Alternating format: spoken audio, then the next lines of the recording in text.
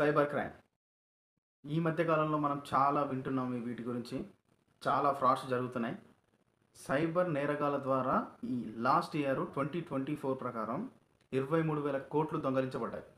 And ఈ year 2025లో అది 1.2 lakh crore reach అవ్వబోతుంది.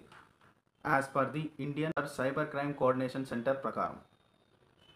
ఈ ఫ్రాడ్స్లో మనం కూడా ఉండకూడదు అంటే మనం తీసుకోవాల్సిన జాగ్రత్తలు. బ్యాంక్ అఫీషియల్స్ అని చెప్పి కాల్స్ వస్తుంటాయి మీకు. వాళ్ళు ఒక లింక్ పంపించి ఈ లింక్ ద్వారా మీ ఈఎంఐ పే చేయొచ్చు, ఈ లింక్ ద్వారా మీరు క్రెడిట్ కార్డ్ పేమెంట్ చేయొచ్చు, రీకేవైసీ చేసుకోవచ్చు అని వాళ్ళు ఒక లింక్స్ పంపిస్తారు. వాళ్ళ లింక్లను అలా క్లిక్ చేయకండి. అన్నోన్ పర్సన్ నుంచి కాల్ వస్తే డైరెక్ట్గా మీ బ్యాంక్కి వెళ్ళి అక్కడ చేసుకోండి. And OTP and CVV password ఇవి ఎవరితో షేర్ చేసుకోకూడదు. పాస్వర్డ్స్ని ఫ్రీక్వెంట్గా మారుస్తూ ఉండాలి. And payment apps, UPI payments apps అని ఇప్పుడు చాలా వచ్చినాయి కదా. ప్లే స్టోర్ నుంచి డౌన్లోడ్ చేసుకోండి. అది వెరిఫైడా కాదా అని చెక్ చేసుకున్న తర్వాతనే. ఏపీకే ఫైల్స్ అని వస్తుంటాయి యాప్స్ అని, అవి డౌన్లోడ్ చేసి ఇన్స్టాల్ చేశారా మీ డేటా మొత్తం వాళ్ళకే వెళ్ళిపోతుంది. చిన్న తప్పు చేసినా మీరు కష్టపడి సంపాదించిన మనీ మొత్తం వెళ్ళిపోతాయి. సో చాలా జాగ్రత్తగా ఉండండి.